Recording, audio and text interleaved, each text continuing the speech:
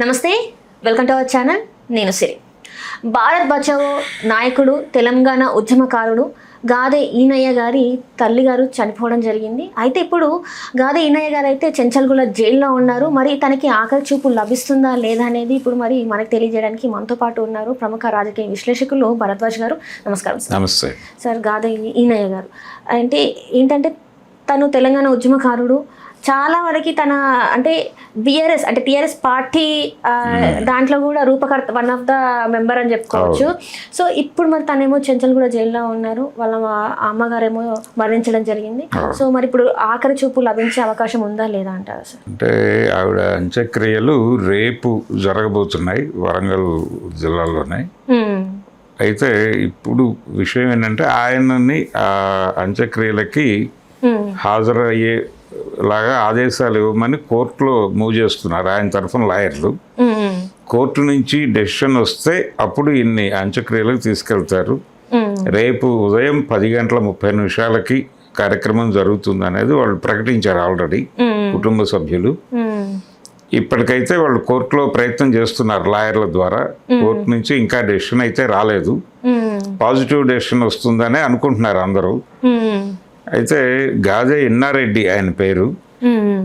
ఆయన వరంగల్ ఫాతిమా స్కూల్లో చదువుకున్నారు. ఆ రోజుల్లో గ్యాబ్రియల్ స్కూలు వాటిలో చదువుకున్నాడు ఆయన.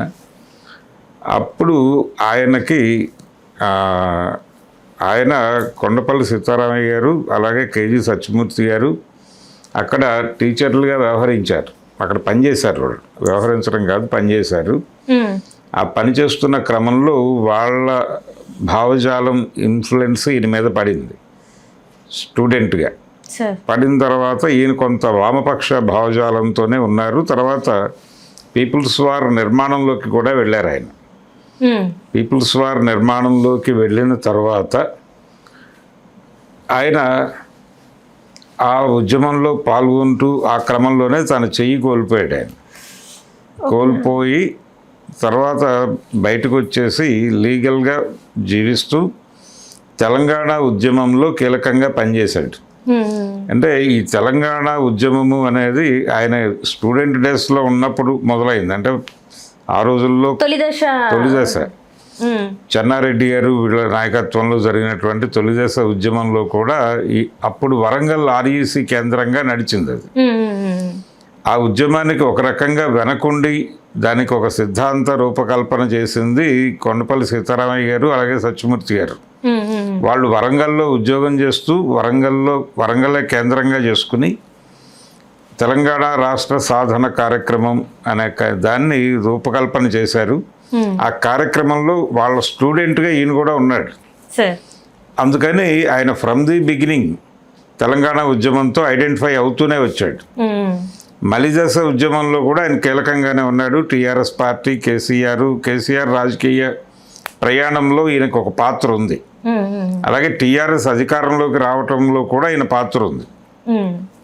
అయితే క్రమంగా పార్టీ అధికారంలోకి వచ్చిన తర్వాత ఈక్వేషన్స్, సంబంధాలు మారుతాయి కాబట్టి ఆయన అధికారంలో షేర్ చేసుకోవాలి, మరొక ప్రయోజనం పొందాలి అని అనుకోలేదు.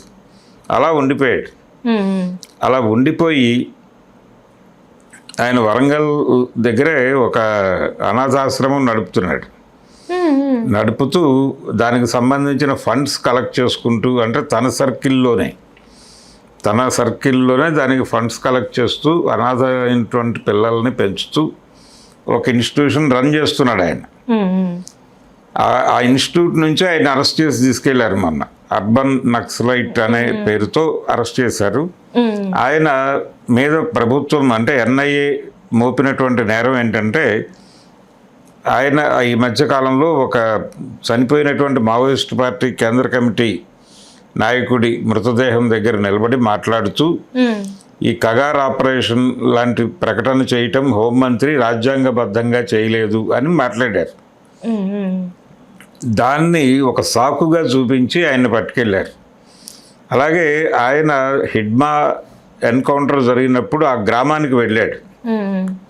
అది కూడా కొంతమంది మీడియా వాళ్ళ సహకారంతో వెళ్ళాడు ఆయన. వెళ్ళి అక్కడ హెడ్మా మదర్ని వీళ్ళందరినీ కదిలించి మాట్లాడాడు. అంటే చాలా స్పష్టంగా ఆయనకు ఒక ఆలోచన ఉంది. ఈ జరుగుతున్నటువంటి ఈ కగార్ ఆపరేషన్ పేరుతో జరుగుతున్నటువంటి ఈ మారణ హోమాన్ని ప్రజలకి వివరించి చెప్పి ప్రజలు మాత్రమే ఆపగలరు దీన్ని. ప్రభుత్వం చేస్తున్న హత్యాకాండని ఆపగలిగే శక్తి ప్రజలకు మాత్రమే ఉంది అని తనకి అనుభవపూర్వకంగా తెలుసు. కాబట్టి ప్రజలకి జరుగుతున్న దుర్మార్గాలు వివరించడానికి ఆయన వెనుకాడేవాడు కాదు. ఎక్కడ అవకాశం దొరికినా ఆయన ఈ విషయాలు మాత్రమే ప్రముఖంగా మాట్లాడేవాడు. ఆయన రాజకీయాల్లో ఉన్నాడు. భారత్ బచావో అనేటువంటి పొలిటికల్ పార్టీ ఫ్లోట్ చేసిన వాళ్ళల్లో కూడా ఈయన ఉన్నాడు. ఉండి ఈ దేశంలో అంబేద్కర్ రాసినటువంటి రాజ్యాంగాన్ని పరిరక్షించాలి అనే ప్రోగ్రాంతో ఉన్నారు వాళ్ళు.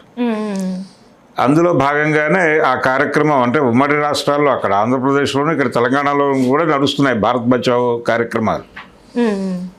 ఈ భారతదేశాన్ని ఇప్పుడు పరిపాలన చేస్తున్నటువంటి ఈ కాషాయ భూతం నుంచి కాపాడాలి దేశాన్ని అనే ప్రోగ్రాంతో పనిచేస్తున్నటువంటి పార్టీ అది.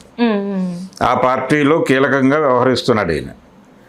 ఆ సందర్భంగాను అలాగే గతంలో ఉద్యమంలో పనిచేసినటువంటి అనుభవంతోనూ ప్రజలలో పనిచేసినటువంటి ఒక ప్రేమాస్పద వాతావరణంతోనూ ఆయన తన బాధ్యతగా తీసుకుని ప్రతి చోట ఉద్యమం మీద జరుగుతున్నటువంటి దుర్మార్గాలను ఎత్తి చూపించాడు, మాట్లాడాడు బలంగా. అలాగే లొంగుబాటు అనేటువంటి కార్యక్రమం మల్లోజుల వేణుగోపాల్ గారు అలాగే ఆసన్న వీళ్ళు లొంగిపోయిన సందర్భంగా కూడా ఆయన వాళ్ళకి వ్యతిరేకంగా మాట్లాడాడు. ఎన్ఐఏ వాళ్ళు వేణుగోపాల్ అలాగే ఆసన్నల సరెండర్కి వ్యతిరేకంగా మాట్లాడిన వాళ్ళందరి మీద దృష్టి పెట్టారు. అంటే వాళ్ళ ప్రోగ్రాంలో భాగంగా జరిగింది ఆ సరెండర్లు. దాన్ని ప్రమోట్ చేయాలనుకున్నారు వాళ్ళు. ఆ ప్రమోషన్కి అడ్డుపడుతున్నారు వీళ్ళు అని చెప్పేసి వీళ్ళని టార్గెట్ చేశారు. అలాగే కొన్ని ఛానల్స్ బలంగా ఆర్గ్యుమెంట్ చేసినటువంటి ఛానల్స్ని మూయించారు. కొన్ని యూట్యూబ్ ఛానల్స్ని మూయించేశారు వాళ్ళు తెలుగులోనే. ఇలాంటి కార్యక్రమాల్లో భాగంగా ఇన్నయ్య గారు టార్గెట్ అయ్యాడు. ఆ టార్గెట్ అయ్యి ఆయన్ని అంతిమంగా అరెస్ట్ చేసి తీసుకెళ్ళి ఆయన మీద కేసులు పెట్టి కట్టా రామచంద్రారెడ్డి గారు సంస్మరణ సభలో మాట్లాడాడు. ఆయన అంతకుముందు యాక్చువల్గా వాళ్ళు చూపించిన వీడియో ఆ మృతదేహం దగ్గర మాట్లాడింది. అందులో ఆయన కొంచెం ప్రభుత్వాన్ని సీరియస్గానే క్వశ్చన్ చేశాడు. ఆయన మీరు రాజ్యాంగం నిజంగానే మీకు అంటే రాజ్యాంగం అనేది మీకు వంట పట్టి ఉంటే ఇలా చేయరు. ఇది ఫలానా పార్టీని లేకపోతే ఫలానా భావజాలం ఉన్న వాళ్ళని ఈ డేట్ కల్లా నిర్మూలిస్తాను, మావోయిస్టుల్ని మార్చి 26 కల్లా నిర్మూలిస్తాను, నక్సల్ ముక్త్ భారత్ నిర్మిస్తాను, ఇలాంటి మాటలన్నీ మాట్లాడాడు అమిత్ షా గారు. ఇవి కాన్స్టిట్యూషన్ ఆమోదించని మాటలు. అంటే యాంటీ కాన్స్టిట్యూషనల్, రాజ్యాంగ వ్యతిరేక భావజాలం. కానీ ఇప్పుడు వాళ్ళకి వ్యతిరేకంగా మాట్లాడితే యాంటీ నేషన్స్ యాంటీ హిందూస్ అని మాట్లాడతారు కదా సార్. ఇప్పుడు మీరు చూస్తున్నారు అంటే ఇప్పుడు అభివృద్ధి అనే పేరుతో వీళ్ళని అభివృద్ధి వ్యతిరేకులుగా ముద్రేస్తున్నారు. వీళ్ళు హిందూ సమాజానికి ద్రోహులు అంటున్నారు. ఈ దేశంలో అంటే ప్రజలకి ఆ ఖనిజ సంపద కావాలి కదా, దాన్ని అలా అడవుల్లో ఉంచేస్తే అలా దాని వినియోగంలోకి తేవాలి కదా, దానికి అడ్డుపడుతున్నారు వీళ్ళని మాట్లాడుతున్నారు. కానీ అలానే చేస్తే అక్కడ తవ్వకాలు జరిగితే అడవులు పోవడం వల్ల మనకి పర్యావరణం దెబ్బతింటుంది. ఆ తర్వాత మనం లేకుండా అయిపోతాం కదా సార్. మరి మానవులకే లేకుండా పోతాము. అయితే ఇక్కడ ప్రధానమైన ప్రశ్న ఏంటంటే ఆ అభివృద్ధిలో ఆ స్థానిక ప్రజల వాటా ఎంత? ఎవరినైతే బయటకు గెంటి ఎవరి భూములు అయితే లాక్కుని తవ్వకాలు జరుపుతున్నారో వాళ్ళకి వచ్చేటువంటి వాటా ఎంత దానిలో అని చూస్తే 0 ఉంటుంది అక్కడ. మీరు అక్కడ ఉన్న జనాలకేమో 0 ఇస్తూ ఆ భూములను అభివృద్ధి చేస్తామని చెప్తే ఎలాగా? అభివృద్ధి అనే ఆలోచనే తప్పు. అభివృద్ధి అంటే ఆ స్థానిక ప్రజల జీవితాల్లో వెలుగులు రావాలి. వాళ్ళ జీవితాల్లో చీకట్లు నింపేసి మీరు వెలుగులు పంచుకుంటున్నారు. అందుకని దీన్ని వ్యతిరేకించటం ఈ దేశంలో పుట్టిన ప్రతి ఒక్కడి బాధ్యత అని గాదే ఇన్నయ్య చెప్పేవాడు రెగ్యులర్గా. ఇలా ఆయన అవకాశం దొరికిన చోటల్లా మాట్లాడుతున్నాడు. కేంద్ర ప్రభుత్వానికి వ్యతిరేకంగా, కేంద్ర ప్రభుత్వం చేస్తున్నటువంటి విధ్వంసానికి వ్యతిరేకంగా, గనుల కోసం, అలాగే మైనింగ్ ఆపరేషన్స్ కోసం, అడవుల్ని కబళించేటువంటి కుట్రలకు వ్యతిరేకంగా, ప్రధానంగా కగార్ ఆపరేషన్కి వ్యతిరేకంగా, అమిత్ షాకి వ్యతిరేకంగా, నరేంద్ర మోడీకి వ్యతిరేకంగా ఆయన ఎక్కడ అవకాశం దొరికితే అక్కడ మాట్లాడాడు.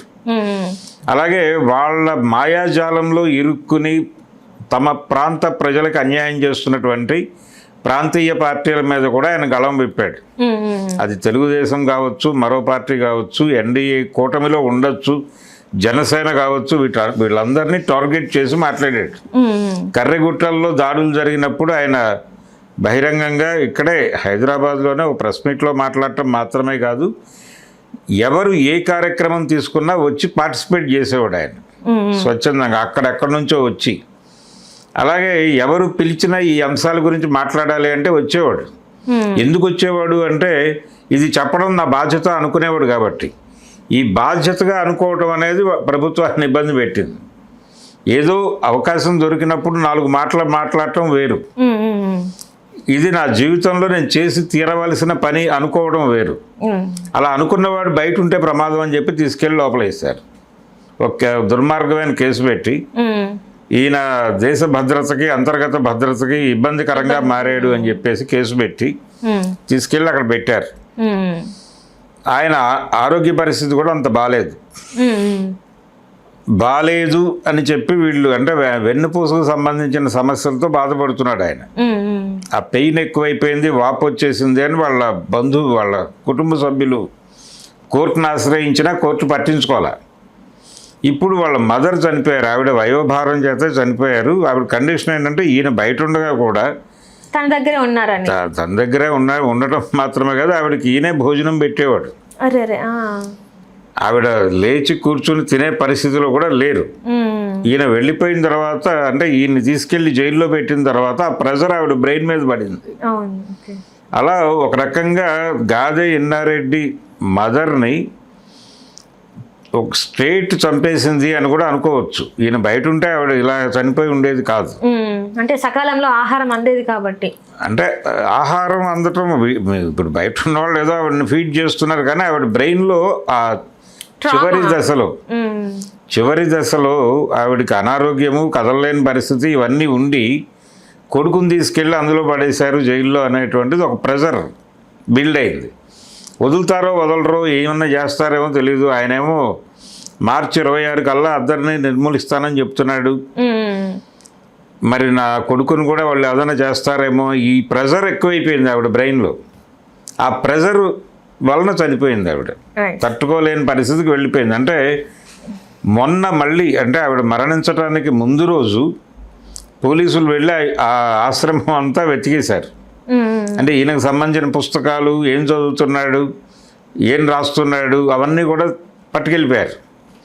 ఈ దాడి జరిగిన 2వ రోజు చనిపోయింది ఆవిడ. అంటే ఆవిడ ఒక నేరేటివ్లోకి వెళ్ళిపోయింది. కొడుకుని వీళ్ళు ఇప్పట్లో వదలరు, వాళ్ళు అరెస్ట్ చేశారని చెప్తున్నారు, కానీ అరెస్టుగా చూపిస్తారా, అరెస్ట్గానే ఉంచుతారా వ్యవహారాన్ని, లేకపోతే ఇంకేదైనా నిర్ణయం తీసుకుని ఆయన ప్రాణానికి ముప్పు తలపెడతారా అనే అనుమానం దాకా ఆవిడ బ్రెయిన్లో ఆలోచనలు నడిచి ఉండొచ్చు.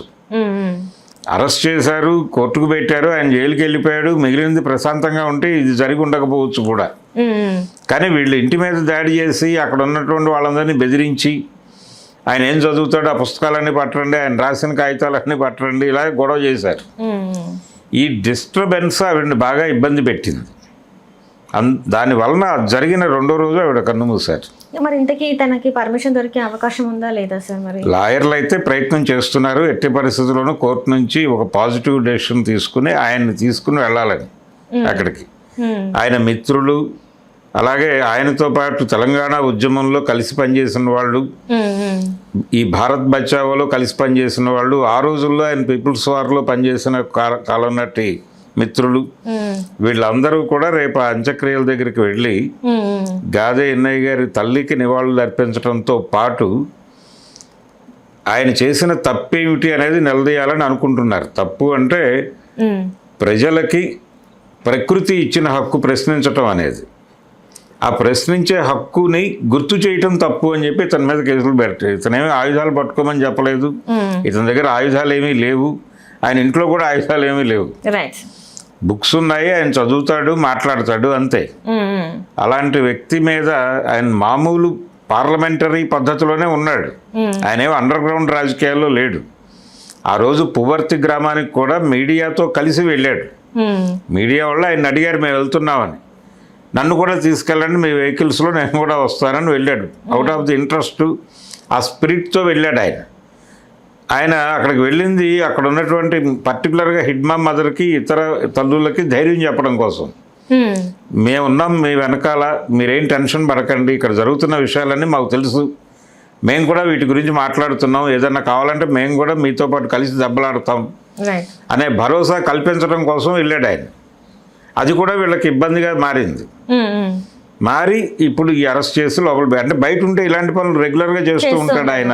అంటే ఎవరైనా ఆయన మాటలకి ఆకర్షితులు అయిపోతారని చెప్పేసి ఇలాంటి చర్యకు పాల్పడ్డారని అనుకోవచ్చా సార్? డెఫినెట్గా అదే, అందుకనే చేశారు ఆయన అరెస్ట్ చేయడం వెనకాల ప్రోగ్రామ్ ఇదే. ఆయన చాలా స్పష్టంగా సాయుధ పోరాట తాత్కాలిక విరమణ అనే మాట తప్పు, పోరాట విరమణ అనేది ఉండదు, అవతల వైపు నుంచి ప్రెజర్ పెరుగుతోంది, ఆ ప్రెజర్ అన్ని సెక్షన్స్ మీదకి పెడుతోంది, కాబట్టి ప్రతి ఒక్కళ్ళు రోడ్డు మీదకి వచ్చి దెబ్బలాడాల్సిన పరిస్థితిని వాళ్ళే తెస్తున్నారు, వాళ్ళ కండిషన్ తెస్తూ ఉండగా మనం పోరాట విరమణ అని చెప్పడం కరెక్ట్ కాదు అని వేణుగోపాల్ మీద చాలా సీరియస్గా మాట్లాడాడు ఆయన. వేణుగోపాల్కి వ్యతిరేకంగా మాట్లాడిన వాళ్ళ మీద స్ట్రైట్ దాడి చేయటం అనేది విచిత్రం.